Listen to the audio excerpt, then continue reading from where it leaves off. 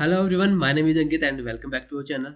तो इस वीडियो में बात करने की कोशिश करूंगा और सारे की जो सारी फिशरीज है उसको कंपाइल करने की कोशिश करूंगा कि एक वीडियो में आपको जितना मैटर इंपॉर्टेंट है वो प्रोवाइड करवाने की कोशिश करूं और इंपॉर्टेंट टॉपिक्स को आपके साथ शेयर करूं जिससे आप अपना रिवीजन कर सकते हो। मैं इसमें पूरा तो नहीं कवर कर पाऊंगा क्योंकि फिशरीज थोड़ा सा बड़ा सब्जेक्ट है, बट कोशिश ये रहेगी कि आपके मैक्सिमम क्वेश्चन इससे पुट हो सकेंगे और इसको आप मेरे साथ रिवाइज कर लेना। तो विदाउट वेस्टिंग ऑफ टाइम इस वीडियो को स्टार्ट करते हैं। मैंने इसमें पीपीटी वगैरह सारी चीज़ें मेंटेन करके और अच्छे से आपको नोट्स प्रोवाइड करवाने की कोशिश करी है। तो जैसे जैसे मैं बोलते जाऊँ, जैसे अपन बात करते जाएँ, तो आप इसको थोड़ा नोट डाउन करते रहना और अपने नोट्स के अकॉर्डिंग अपना फ्लो बनाए रखना। तो करते हैं शुरू without wasting of time. So fisheries है अपनी, यहाँ से शुरू करते हैं अपन। सो गाइज, अभी इस वीडियो में अपन सारी की सारी फिशरीज के बारे में बात करने वाले हैं। इस सब्जेक्ट को मैं ऐसे कवर करूँगा जैसे आपने सारे नोट्स वगैरह बनाए हैं, बार बार पढ़े हैं, मैंने भी इसको बार बार पढ़ा है और आज फिर से सुबह मैंने इसको वापस रिवाइज किया है कि मैं कोई टॉपिक इंपॉर्टेंट जो टॉपिक है वो छोड़ नहीं दूँ और आपको कोई मिस नहीं हो जाए। तो फिशरीज के बारे में अपन उसकी सारी की सारी लाइफ स्टाइल के बारे में, सारे के सारे क्लासिफिकेशन के बारे में कि कैसे कैसे इसको क्लासीफाई किया जाता है और कौन कौन से इसमें डिजीज़ होते हैं, कौन जैसे परवन है, श्रिम्प है, कल्चर है और बायोफ्लॉक फार्मिंग है और रिसर्कुलेटरी जो सिस्टम है इसका, और इफ्लुएंट ट्रीटमेंट है जो इसका फार्मिंग का है। इसके अलावा अपन बात करेंगे जैसे इसमें लाइम जो पॉन्ड मैनेजमेंट है, तो पॉन्ड मैनेजमेंट में कितना लाइम रिक्वायरमेंट होता है, इसके लिए कितनी पीएच और वो चीज़ें रिक्वायर्ड हैं, कितने टेम्परेचर पे सर्वाइव कर सकता है, स्पीसीज़ में कितनी प्रोटीन वगैरह कंटेंट है, कितनी कैलोरी सबसे हाईएस्ट है, कौन सी स्पेसिफिक चीज़ें हैं इनकी स्पीसीज़ में, और कतला जो है, रोहू है, मृगल है, कॉमन कार्प है, सिल्वर कार्प है, इन सब के बारे में जो स्पेसिफिक कुछ कुछ चीज़ें हैं शॉर्ट में सब चीज़ें कवर करेंगे और सब चीज़ों को कवर करते हुए अपन इसको फिनिश करेंगे। तो ये मैं आपको एक बार शो कर देता हूँ, सारी सारी जो पीपीटी है मैंने कुछ इस तरीके से आप सभी के लिए प्रिपेयर करी हैं, जिससे मैंने सारी चीज़ों को इंक्लूड करने की कोशिश करी है और कुछ ऐसी चीज़ें हैं जो मैं नोट्स के थ्रू आपको प्रोवाइड करवाने की पूरी कोशिश करूँगा। सो ऐसे नहीं सोचना कि कुछ चीज़ें छूट जाएंगी, सभी चीज़ें कवर करेंगे। तो अपन चलते हैं नेक्स्ट स्लाइड पे। सो स्टार्ट करते हैं अपन इस स्लाइड से। इसमें जो इक्थायोलॉजी है उसको आप सभी को पता है, साइंटिफिक स्टडी ऑफ फिशेस बोलते हैं। ब्लू रिवोल्यूशन मिशन और ब्लू रिवोल्यूशन स्कीम, इन दोनों में आपको डिफरेंस रखना है कि जो मिशन है जो एम से स्टार्ट होता है वो पहले आया 2014 में, और जो स्कीम है वो एस से स्टार्ट होती है वो 2015 में आई। तो इनके दोनों के अंदर आपको डिफरेंस याद रखना है। फिर नेशनल जो फिश फार्मर डे है वो 10 जुलाई को मनाया जाता है और जो वर्ल्ड फिशरीज डे है वो 21 नवंबर को मनाया जाता है। अभी बात करते हैं नेशनल फिशरीज डेवलपमेंट बोर्ड, जो 2006 में हैदराबाद में स्टैब्लिश हुआ था। बाद में बात करते हैं जो मैपेड है, जो marine product export and development authority है, 1972, जो कोची केरला में इसका हेडक्वार्टर है। ये इसकी डेट याद रखनी है, इसका हेडक्वार्टर याद रखना है। फिर बात करते हैं वर्ल्ड ट्यूना डे, 2 मई 2017 को इसको स्टार्ट की गई थी वर्ल्ड ट्यूना डे की। और ट्यूना जो फिश आप सभी को पता है इसमें प्रोटीन कंटेंट हाईएस्ट होता है 25%। That is why we are celebrating, मतलब ट्यूना फिश को एक स्पेशल इसकी स्पीसीज है, that is why we are celebrating tuna day. अभी बात करते हैं नेशनल फिश ऑफ इंडिया है, वो इंडियन मैक्रेला है और फैमिली है इसकी संबोरेडी है, संबोरेडी। और जो वर्ल्ड फिश माइग्रेशन डे है वो 21 मई 2022 को सेलिब्रेट किया गया था। इसकी थीम रखी गई थी connecting fish river and people. ये थीम थोड़ा देख लेना कि वर्ल्ड माइग्रेशन डे की थीम क्या है, connecting fish river and peoples. अभी चलते हैं नेक्स्ट स्लाइड पे अपन। अभी बात करते हैं पीसी कल्चर की, जिसमें एक्वाकल्चर प्रैक्टिस इन्वॉल्व होती है। फिन फिस्ट फार्मिंग से रिलेटेड इसको बोलते हैं पीसी कल्चर। और स्नैकिंग होता है एक मेथड कैच करने का फिश को by jerking an unbaited hook through the water. Water से जो एक अनबाइटेड हुक के थ्रू उसको पकड़ते हैं मछली को, उसको बोलते हैं स्नैगिंग।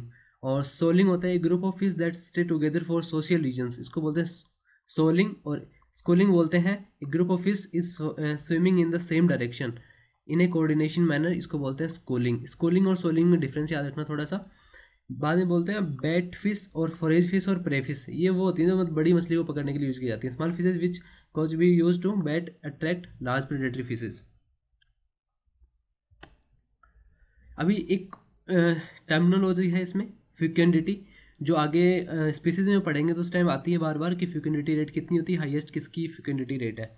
तो the number of eggs a fish produce each reproductive cycle the potential reproductive capacity of an organism, उसको बोलते हैं फ्रिक्वेंटिटी। उसके अंडे देने की जो कैपेसिटी होती है, रिप्रोडक्टिव कैपेसिटी होती है, उसको बोलते हैं फ्रिक्वेंटिटी, उस मछली की, उस स्पीसीज की बोल सकते हैं। अभी बात करते हैं डिफरेंट सिस्टम ऑफ एक्वाकल्चर। ये आपका इंपॉर्टेंट है क्योंकि इसमें क्लासिफाइड किया गया है अलग अलग चीज़ों पे, अलग अलग बेसिस पे।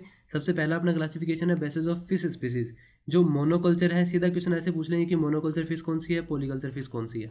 तो मोनोकल्चर में आपको याद रखना है कि ट्राउट्स आ गए, तिलापिया फिश आ गई, कैट फिशेज आ गई, कार्प्स आ गए और श्रिम्स आ गई। और जो पॉलीकल्चर में जैसे इंडियन जो स्पीसीज हैं जैसे कतला है, रोहू है, मृगल है, और जो एक्जोटिक सिल्वर कार्प है, ग्रास कार्प है, कॉमन कार्प है। अभी बात करते हैं बेस्ड ऑन सैलिनिटी। सैलिनिटी के अकॉर्डिंग जो फ्रेश वाटर फार्मिंग है, और उसके बाद में बात करें ब्रेकिस वाटर फिश फार्मिंग है, मैराइन वाटर फिश फार्मिंग है, तो ये डिपेंड करती है सैलिनिटी पे। जिसकी सैलिनिटी 0 होती है फ्रेश वाटर सबको पता है, और जिसकी सैलिनिटी लेस देन 30 पीपीटी होती है, पार्ट पर ट्रिलियन होती है, उसको ब्रेकिस वाटर फिश फार्मिंग बोलते हैं वहाँ पे। एक होता है यू हेलाइन और एक होता है मेटा हेलाइन। यू हेलाइन की रेंज होती है वो 30 to 35 पीपीटी होती है, और जो मेटा हेलाइन होती है उसकी रेंज 36 to 40 पीपीटी होती है। अभी इसकी स्पीसीज याद रखने की, फ्रेश वाटर फार्मिंग में कौन सी फिशेज यूज़ किया जाता है, जैसे कतला है, रोहू है, मृगल है, सिल्वर कार्प है, ग्रास कार्प है, कॉमन कार्प है। जो फ्रेश वाटर सारी परवंश है वो सभी आते हैं फ्रेश वाटर फार्मिंग में। और ब्रेकिस वाटर में आते हैं जैसे श्रिम्स आ गया, इसमें आ गया परवन, इसमें आ गया श्रिम्स।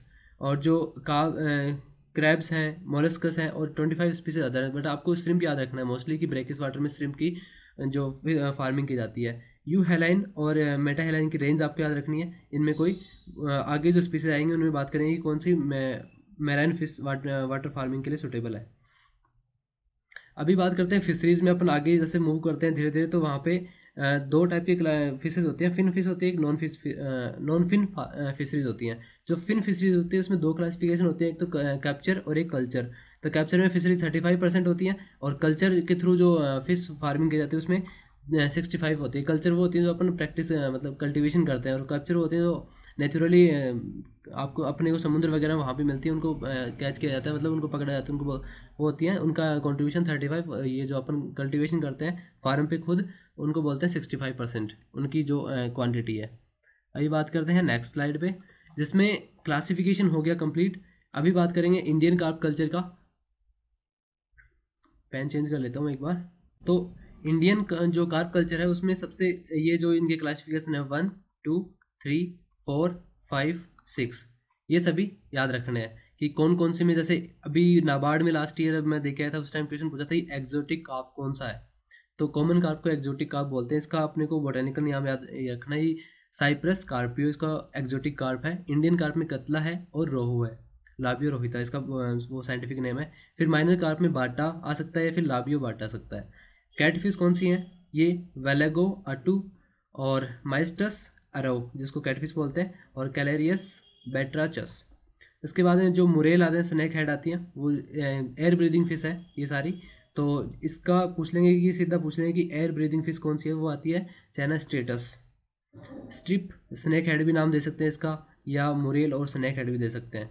तिलापिया है, ये सब चीज़ें इसके अंदर आती हैं। फिर एक स्पेशल क्वेश्चन पूछ सकते हैं कि स्पोर्ट फिशेस कौन सी है, स्पोर्ट फिश कौन सी है, स्पोर्ट फिश। तो सैल्मो गैरी सैल्मो गैरिंडरीज या रेनबो ट्राउट्स बोल सकते हो। इसका प्रोनाउंसिएशन मुझे सही से नहीं आ रहा, बट ये इसका क्लासिफिकेशन देख के जाना है कि इंडियन कार्प, एक्जोटिक कार्प, और जो सारी सारी क्लासिफिकेशन है वो अच्छे से देख लेना। अभी अपन चलते हैं नेक्स्ट स्लाइड पे। इसमें बात करते हैं जो फिश है उसकी लाइफ साइकिल की बात करेंगे। जो इसको 5 स्टेजेस में अपने क्लासीफाई कर रखा है कि भाई कौन कौन से स्टेज पे कौन कौन चीज़ें हैं, आपने सारी पढ़ रखी हैं। जिसमें सबसे पहली हैचलिंग स्टेज आती है, फिर स्पाउन आता है, फिर फ्राई आती है, फिर फिंगरलिंग आती है, फिर ईयरलिंग आती है। जो हैचलिंग होते हैं वो 2 से 3 दिन में अपना ग्रोथ करके स्पाउन में चेंज हो जाती है, और इस स्टेज में माउथ फॉर्म नहीं होता। तो पूछ लेंगे कि कौन सी स्टेज है फिश की जिसमें माउथ नहीं प्रेजेंट होता, वो हैचलिंग स्टेज है। और माउथ फॉर्म्ड कौन से स्टेज में होता है, वो होता है स्पाउन स्टेज में। तो याद रखना है। कितना टाइम लगता है, 2 से 3 दिन में स्पाउन में चेंज होता है, स्पाउन से फ्राई में 7 से 10 दिन में चेंज हो जाता है फिर। तो ये जब माउथ फॉर्म्ड हो जाता है तो इसमें जूम प्लैंकटन फीडर की इसमें हैबिट डेवलप हो जाती है। उसके बाद 3rd स्टेज की फ्राई है। इसकी साइज़ पूछ लेंगे, फ्राई स्टेज की साइज़ कितनी होती है, जो फिश होती है फ्राई स्टेज की उसकी साइज़ होती है 1 से 2 सेंटीमीटर। और इसको 30 to 60 डेज़ में ये कन्वर्ट हो जाती है फिंगरलिंग में। फिंगरलिंग में ये इसकी साइज़ होती है 10 से 15 सेंटीमीटर रफली। और इसके बाद में ये मतलब फिंगर के टाइप की हो जाती है, इसलिए फिंगरलिंग बोलते हैं इसको। 10 से 15 सेंटीमीटर की साइज़ बोलते हैं। और जो अपने स्टोकिंग के लिए यूज़ करते हैं वो यही स्टेज यूज़ करते हैं मछली की, कि अपने को नर्सरी पॉन्ड से उठा के अपने को यदि कल्टीवेशन करना है उस पॉन्ड में अपने को ट्रांसफ़र करना है तो फिंगरलिंग स्टेज को अपन प्रीफर करते हैं। उसके बाद में ईयरलिंग आती है जो मोस्टली 1 ईयर तक 10 से 12 महीने तक ये चलती रहती है। तो इसकी सारी स्टेजेस देखनी है, हैचलिंग, स्पाउन, फ्राई, फिंगरलिंग और ईयरलिंग। कितना टाइम लगता है, किस में माउथ फॉर्म होता है, किस में नहीं होता है, कितने दिन लगते हैं, कितनी साइज़ होती है। अभी बात करते हैं टाइप ऑफ फिश पॉन्ड्स। जो फिश के पॉन्ड होते हैं उनके टाइप क्या होती हैं। सीधा सीधा क्वेश्चन ऐसे पूछ लेंगे कि भाई रियरिंग पॉन्ड की साइज़ कितनी होती है, और रियरिंग पॉन्ड में किसको कौन से स्टेज को कौन से स्टेज के लिए ग्रोविंग करते हैं, तो फ्राई को फिंगरलिंग के लिए करते हैं। सो इसमें जो नर्सरी पॉन्ड है उसकी साइज 0, सबसे छोटा पॉन्ड होता है नर्सरी के लिए, तो 0.02 से 0.06। ये डिजिट ऐसे दिमाग में रखना कि यार ये सबसे छोटी डिजिट थी तो 2 जीरो थे, ऐसे 0.02 से 0.06 हेक्टेयर। इसमें हेक्टेयर डिजिट आती है, डिजिट का यूनिट जो आगे, सॉरी डिजिट नहीं यूनिट का ध्यान रखना कि हेक्टेयर है। इसमें 0.02 से 0.06 हेक्टेयर वाटर एरिया रिक्वायर्ड होता है नर्सरी पॉन्ड के लिए। डेप्थ इसकी 1 to 1.5 मीटर रखते हैं। और इसमें स्पाउन टू फ्राई स्टेज रियर किया जाता है, स्पाउन को फ्राई स्टेज तक रियर करने के लिए नर्सरी पॉन्ड का यूज़ किया जाता है।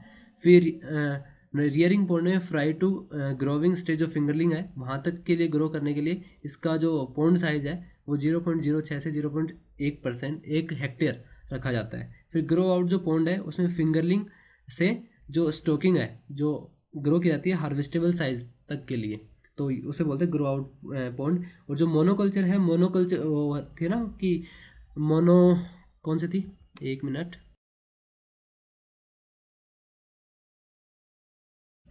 यस। तो जो मोनोकल्चर के लिए ये दोनों स्टेज जो पॉन्ड है वो साइज सही है मोनोकल्चर के लिए। और पॉलीकल्चर के लिए ये ग्रो आउट पॉन्ड है वो काफ़ी मतलब काफ़ी प्रीफर किया जाता है ग्रो आउट पॉन्ड पॉलीकल्चर के लिए।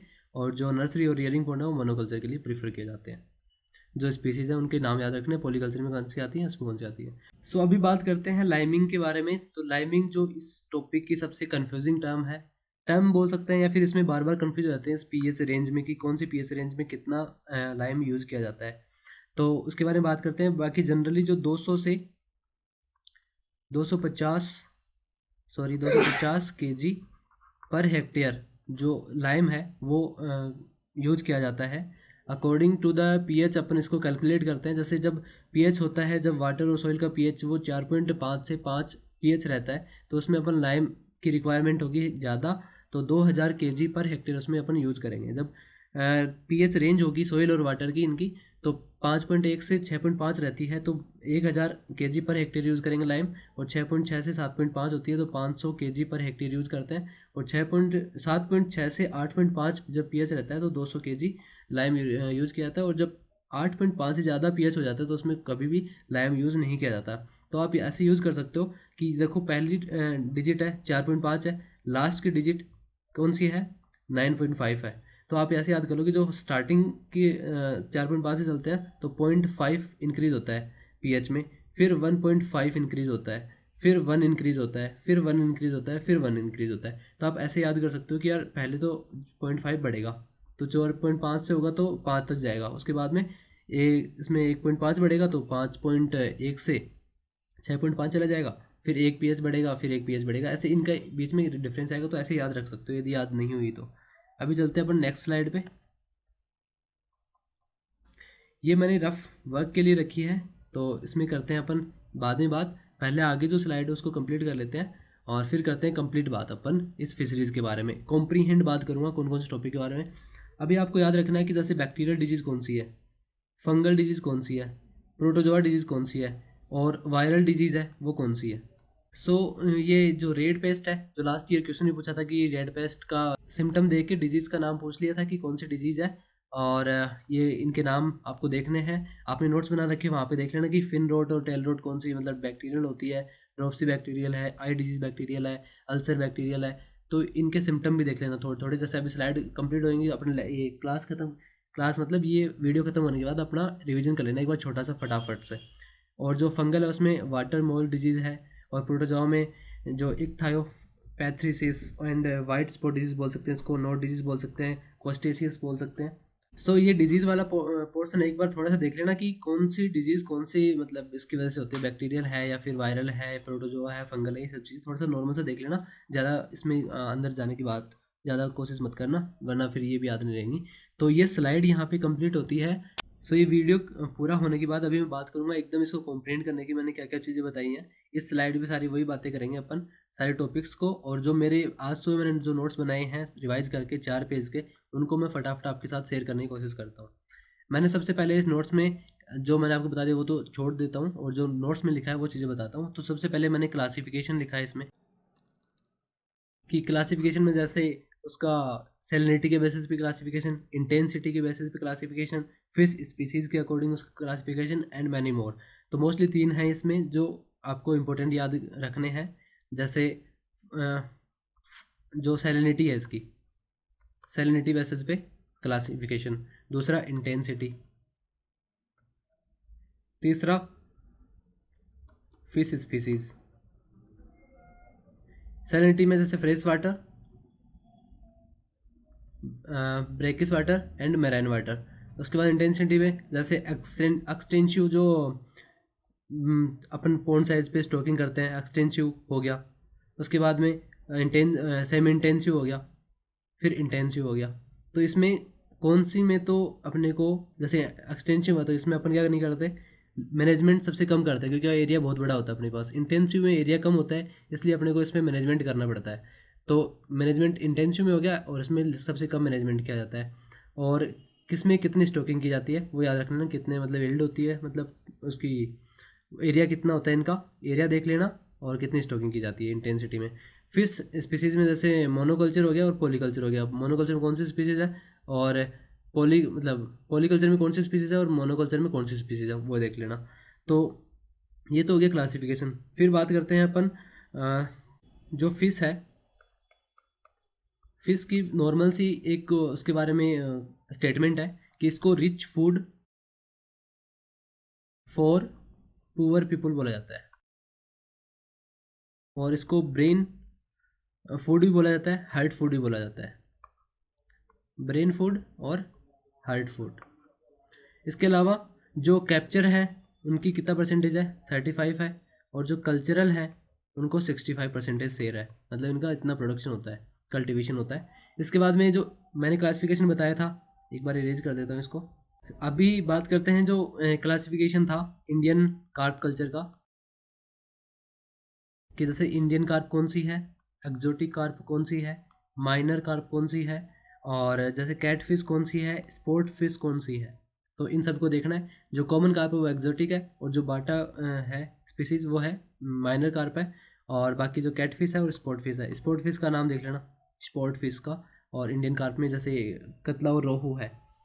इसके बाद में बात करते हैं लाइफ साइकिल। जैसे मैंने आपको बताया, सबसे पहले हैचलिंग, उसके बाद में स्पाउन, उसके बाद में फ्राई, इसके बाद में फिंगरलिंग, उसके बाद में ईयरलिंग। इसमें माउथ फॉर्मेशन नहीं होता, इसमें माउथ फॉर्म्ड हो जाता है।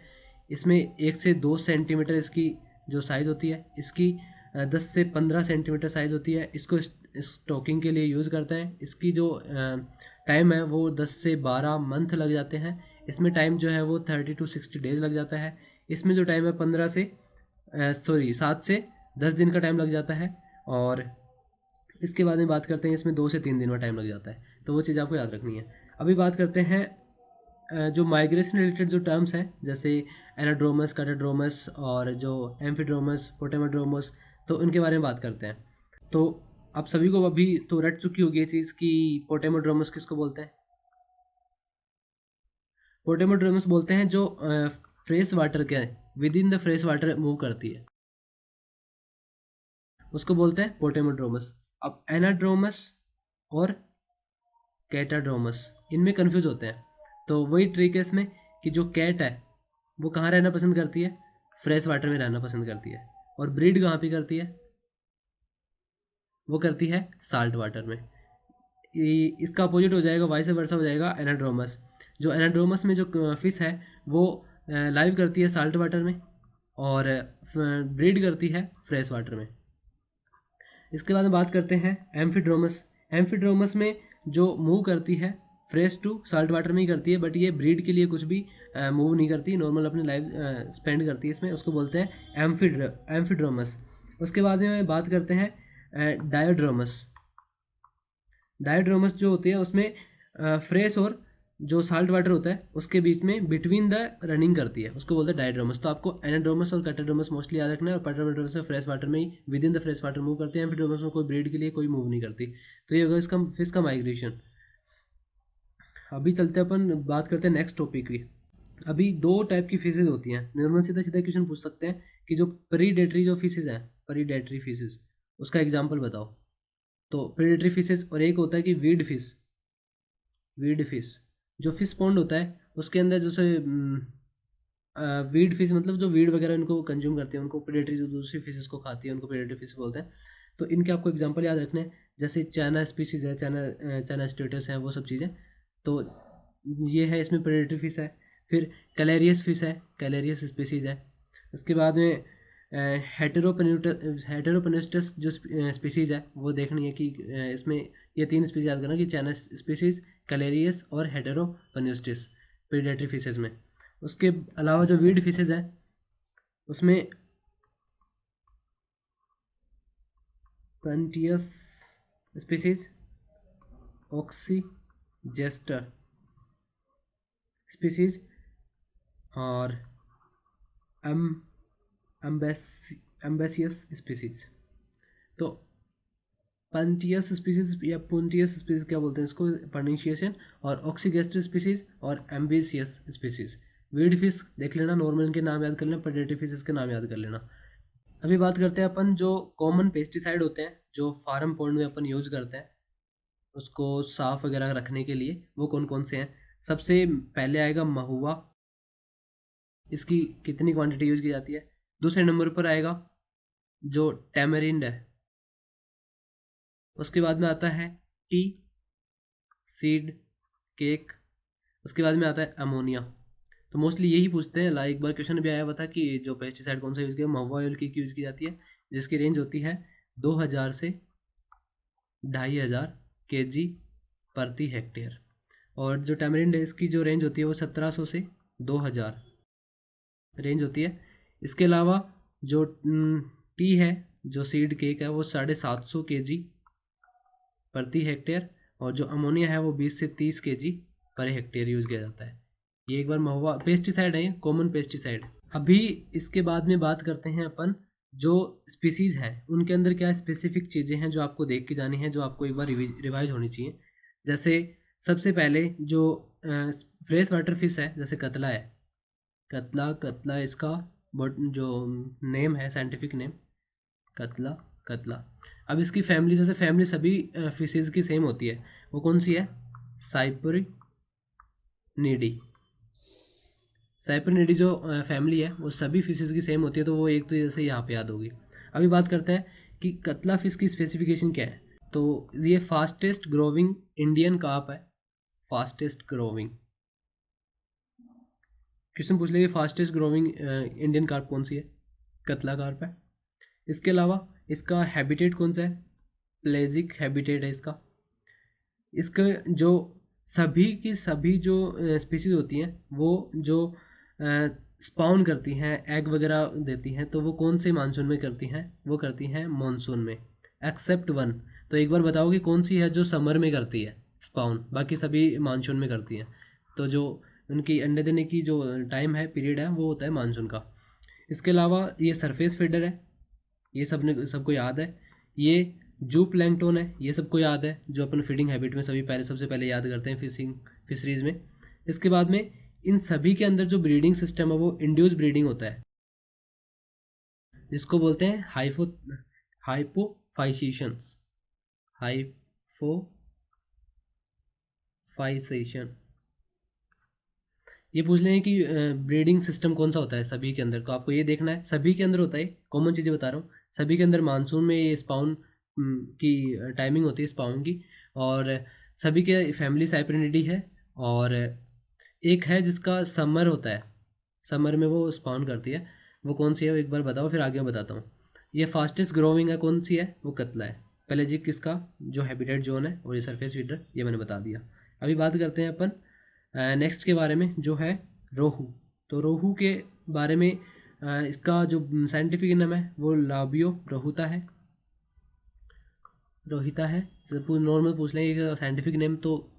और इसके जो फैमिली साइपेनिडी है, और इनके अंदर इसके जैसे कतला है और रोहू है, इनके अंदर जैसे पूछ लें कि प्रोटीन कितनी होती है, तो इनकी एवरेज रेंज जो होती है 15-16 ग्राम होती है। जो कतला की ज़्यादा होती है 16 ग्राम, और रोहू की होती है 15 ये अराउंड।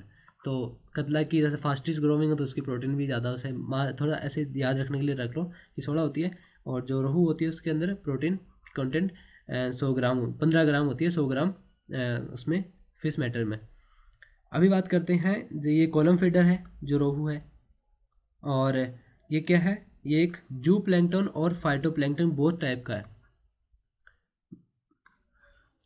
अभी बात करते हैं इसकी जो कैलोरीज हैं वो 88 किलो कैलोरी के अराउंड है, और जो कतला है उसकी जो कैलोरीज हैं वो 115 किलो कैलोरी के अराउंड है।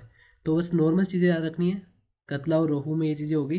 और जो रोहू के अंदर जो चीज़ें हैं, जैसे इसका प्रोटीन कंटेंट हो गया, इसकी कैलोरीज होगी 88, तो ये सेम की सेम चीज़ें होंगी इसमें मृगल में। मृगल का जो साइंटिफिक नेम वो क्या होता है, वो होता है श्रीहिनस मृगल।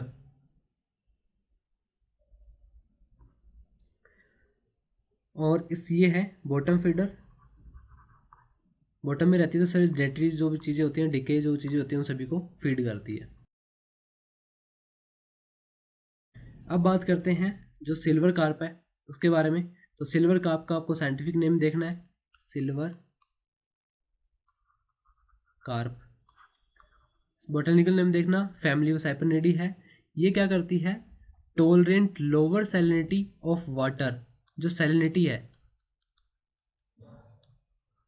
वाटर की उसको कम टोलरेट करती है, आई मीन कि फ्रेश वाटर में रहना ज़्यादा पसंद करती है, तो फ्रेश वाटर इसके लिए प्रीफर रहता है। इसके अलावा ये क्या करती है, इसके लिए एक बात कही गई है कि feed more and grow fast. ये कौन सी फिश के बारे में बात की गई है, वो सिल्वर फिश के बारे में, कि ज़्यादा खाती है और ग्रो भी जल्दी करती है। इसके अलावा ये सरफेस फीडर है, जैसे एक्जोटिक कार्प में इसमें आ जाती हैं ये चीज़ें। तो सरफेस फीडर है, और फाइटोप्लैंक्टन, ये फाइटोप्लैंक्टन करती है, और कतला जू प्लैंक्टन करती है, वो सरफेस फीडर होती है। इसकी एक बात आती है कि ये कितना वाटर फिल्टर कर देती है एक दिन में। तो एक दिन में इसकी इनफिल्ट्रेशन ऑफ वाटर है वो 32 लीटर है पर डे। तो ये इसमें सिल्वर कार्प में मैन चीज़ें होगी। इसका साइंटिफिक नेम देख लेना, सैलिनिटी है वो कम टॉलरेट करती है, फ्रेश वाटर में रहना पसंद करती है। इसके लिए feed more and grow fast silver carp के बारे में कही गई है। सरफेस फीडर होती है, फाइटोप्लैंक्टन होती है, और एक दिन में 32 लीटर वाटर को इनफिल्ट्रेट कर देती है। अभी चलते हैं अपन नेक्स्ट स्पीसीज़ पे, वो है ग्रास कार्प। और ग्रास कार्प के बारे में बातें हैं, इसका साइंटिफिक नेम आपको याद रखना है ग्रास कार्प का, सॉरी कार्प। ग्रास कार्प में जैसे इसके लिए बात क्या लिखी गई है कि living green manuring machine, green manure देने वाली मशीन है ये, लिविंग जिंदा ग्रीन मैन्यूरिंग मशीन बोलते हैं इसको। ये क्या करती है, growth faster than silver carp. अब उसके बारे में सीधी बात लिखी गई है कि फीड मोर ग्रो फास्ट, ये चीज़ लिखी गई है। और ऐसे पूछ ले कि growth is faster than silver carp is which type of species, तो वो बोलती है ग्रास कार्प को। अभी बात करते हैं अपन कॉमन कार्प की। कॉमन कार्प में इसका जो साइंटिफिक नेम है साइप्रस कार्पियो है। और इसकी जो अभी फ्यूकिनिटी एक टर्म आई थी, अपने फ्यूकिनिटी टर्म पढ़ी थी कि जो उसकी रिप्रोडक्टिव कैपेसिटी होती है उसको फ्यूकिनिटी बोलते हैं। तो फ्यूकिनिटी इसकी हाईएस्ट होती है सभी जो स्पीसीज होती है उसमें। तो इसकी अप टू 20 लाख जो एग्स वगैरह रेट है इसकी, वो होती है 20 लाख। किसकी, कॉमन कार्प की।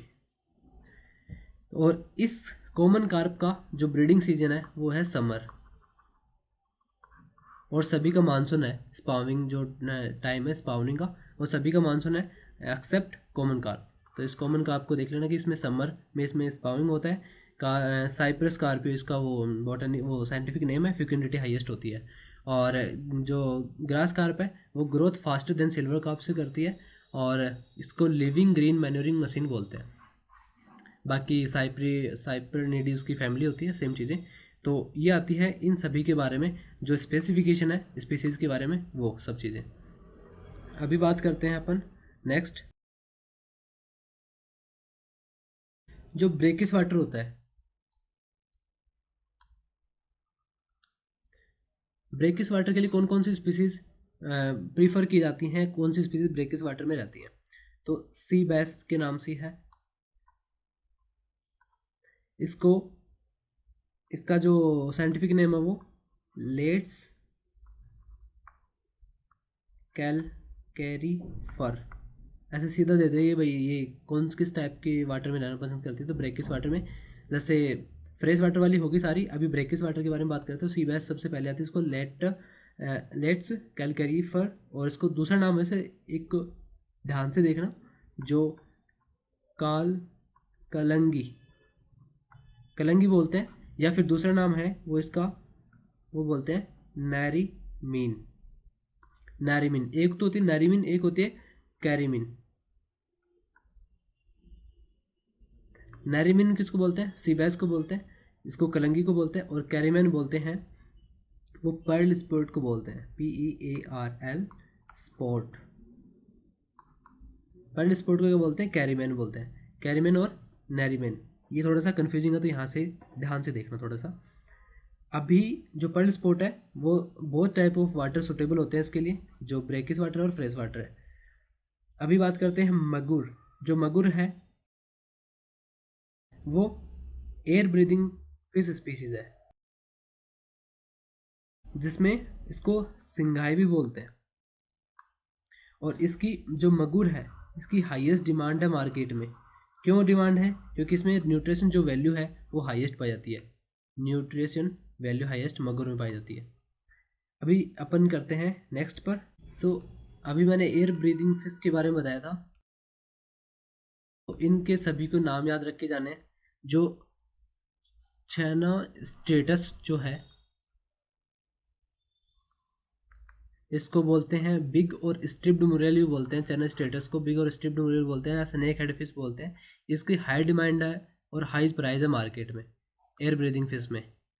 तो पहले ये है, उसके बाद में दूसरे नंबर पर कैलेरियस बैट्रा चस, जो मगुर नाम से स्पीसीज है। मगुर जो पहले बताया मैंने, मगुर, और ये है बिग और स्ट्रिप्ड मुरेल या स्नेक हेड मुरेल, जो मुरेल है।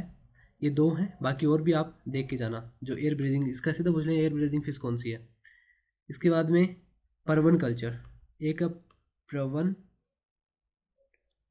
कल्चर, एक श्रिम्प कल्चर। परवन कल्चर के लिए, परवन जो कल्चर है वो ब्रैकिस वाटर के लिए बेनिफिशियल होता है। जहाँ पे ब्रैकिस वाटर है वहाँ पे इसका प्रोडक्शन हाईएस्ट होता है, ब्रैकिस वाटर। और जो श्रिम्प कल्चर है उसके अंदर दो स्पीसीज हैं, जो पेनियस मोनोडन, जो दो स्पीसीज हैं वो पेनियस मोनोडन और पेनियस इंडिकस। जो पेनियस मोनोडन है वो फास्टेस्ट ग्रोविंग स्पीसीज होती है। किसकी? श्रिम्प कल्चर में। श्रिम्प कल्चर में पेनियस और मोनोडोन जो फास्टेस्ट ग्रोइंग स्पीसीज है। बस नॉर्मल से एक दो चीज़ें देखनी। श्रिम्प कल्चर में ये चीज़ें हैं, और परवन कल्चर जो ब्रेकिस वाटर में इसको किया जाता है। ब्रेक जो परवन है उसका जो साइंटिफिक नेम है वो ब्रैकियम रोजेनबर्गी है। तो रोजेनबर्गी याद रखना, M रोजेनबर्गी। अभी यहाँ पे सारी जो स्पीसीज हैं उनके बारे में नॉर्मल मैंने शॉर्टली मैंने सभी बात करी है। मोस्टली जो मैंने डिटेल में जाने की कोशिश बिल्कुल नहीं करी है, और आप भी नहीं करना। अभी जो ऊपर की चीज़ें हैं ये सारी चीज़ें आपको याद रहनी चाहिए। डेप्थ में जाओगे तो ये जो ऊपर वाली चीज़ें भी याद नहीं रहेंगी, और क्वेश्चन यहीं से पूछेंगे, डेप्थ से नहीं पूछेंगे, क्योंकि अपने PhD नहीं करवा रहे, नॉर्मल नॉलेज चेक कर रहे हैं अपना। तो अभी बात अपन इसके जो ट्रीटमेंट है उनके बारे में बात करेंगे, कि जैसे इफ्लुएंट ट्रीटमेंट है या फिर बायोफ्लॉक फिश फार्मिंग क्या है, और जो RES जो रिसाइकुलेटरी एक्वाकल्चर सिस्टम है उसके बारे में क्या है। तो इफ्लुएंट ट्रीटमेंट एक रिसर्कुलेटरी जो एक्वाकल्चर सिस्टम है, और एक बायोफ्लॉक फिश कल्चर है। ये 3 चीज़ें हैं।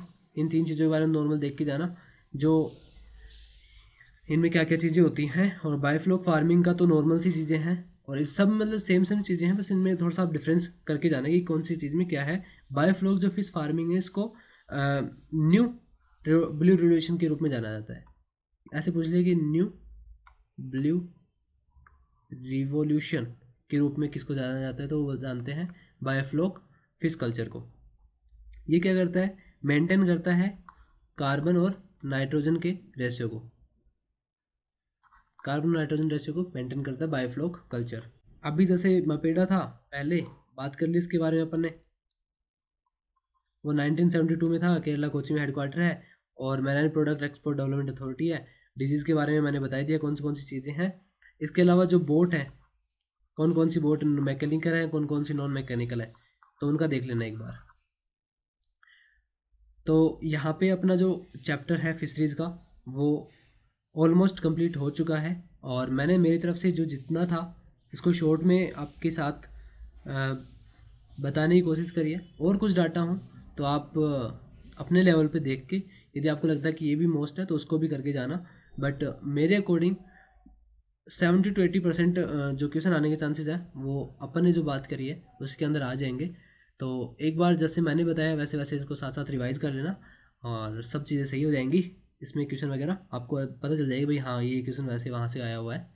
तो अभी आपको थोड़ी हेल्प होगी। आई होप मैंने मेरी तरफ से मेरे को जितना नॉलेज था उतना आपकी हेल्प करने की कोशिश करी है, और कुछ गलती होगी तो उसके लिए सॉरी।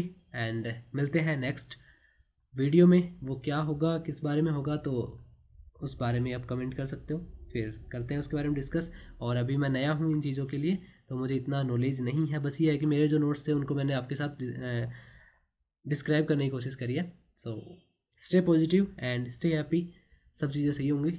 मिलते हैं आपको नेक्स्ट वीडियो में। Bye bye.